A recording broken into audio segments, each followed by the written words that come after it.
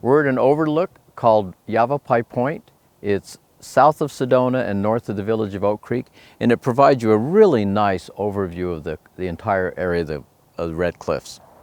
As you look at these cliffs, you can see there's an upper white cliff and then a middle kind of tan or reddish tan cliff, and then a lower series of ledges as if the rocks are just becoming a little bit more slope forming. In here, the sequence is the upper unit on top of the cliffs is the Coconino sandstone of Permian age, and then once you start hitting the tan layers, the reddish layers, then we started using the term supai traditionally in here. The cliffs are mostly held up by the Coconino sandstone and supai A. The city of Sedona is actually in around supai B.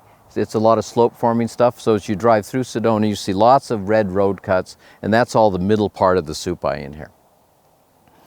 You don't see it in here very well, but on top of these cliffs in the background, there are some basalts, some tertiary basalts. And so that's kind of the sequence in here, tertiary basalts. There's actually Kaibab limestone, which is the highest Permian unit in this part of Arizona, and then Coconino, and then these rocks that have traditionally been called supai. You can see that erosion has done a lot of really nice sculpting of the cliffs, and so there's a lot of visual interest in here. To some extent, cliffs, if they don't have joints, tend to be kind of boring, but the fractures in the rocks, the joints, give you little notches and little places where the cliff sticks out more, or it has little recesses. So joints are always a really important part of any landscape. It adds a lot of texture to the cliffs especially. We're at another geologic viewpoint between the village of Oak Creek and Sedona, a place called Yavapai Point. And the feature here is this cliff face behind us, which has a really cool relationship, so cool you might call it Coolosaurus. And what you can see is the very top of the hill is Coconino sandstone, and below that are the red rocks of the supai group. And in the middle of the cliff is a really obvious white layer of rocks. The setup for this is in the Grand Canyon, you have the supai, and then you have the hermit, and then the Coconino is on top of the hermit in a very sharp contact.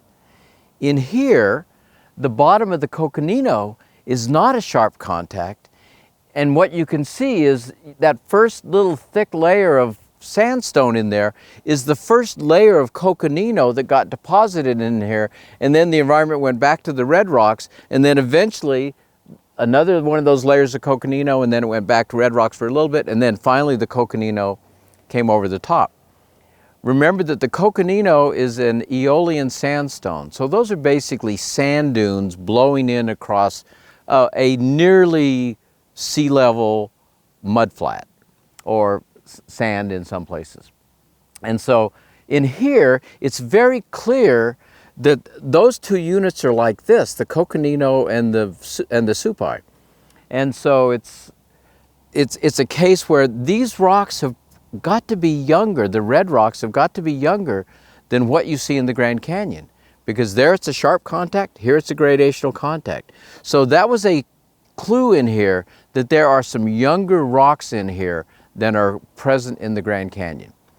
For that reason, some people, including Ron Blakey, have named this unit in here the Schnebly Hill Formation, and think that you should not use the term supai for it. Traditionally, this whole package of red rocks has been called the supai, but Ron thinks that this upper unit should have its own name. And one debate is whether the Schnebly Hill should just be another formation in the supai, or whether it's something different, and we'll talk about that a little bit later. But the interesting thing in here is to try to envision the environments. You have this mud flat. We know that we're right at sea level because at the bottom of the cliff, there's a gray ledge of Fort Apache limestone. So we know we're at sea level. That's a marine rock. But you're very close to sea level, and then at some point the sand dunes kind of come in and get deposited over the top. And so you have a mud flat, and then the first bit of sand dunes comes over, and then ends, and then the top of those sand dunes get truncated, and you deposit more of the red sandstones, and then later more and more. So it's a beautiful example of how one formation can grade into another formation, just a change in the environment. And it's also interesting to realize this tells us that the Coconino sandstone was deposited at nearly sea level, because it's got marine rocks not very far below it, and we don't envision there are a lot of changes in here during that time period. In the area of Sedona, there are a lot of really interesting geologic relationships. One is this flat mesa in here that's capped by basalts. And what you can see is in the distance, you have the full sequence of Paleozoic rocks. You have the Supai, you have the Coconino, you have the Kaibab, and then in the distance there are some little basalts as well. But in the foreground, you can see that the basalts sit down on the Supai. Not only that, you're missing the upper cliffs in the Supai. So the implication in here is that when that basalt was erupted on the surface, you had already eroded off the upper Paleozoic rocks. So when that basalt was erupted, the Mogollon Rim had to already be here, because the Paleozoic rocks are gone here, but they're still there. And so you can, in here, using the ages of the basalts and some gravels, you can kind of map the sequence of the evolution and the erosion back of the Mogollon Rim with time.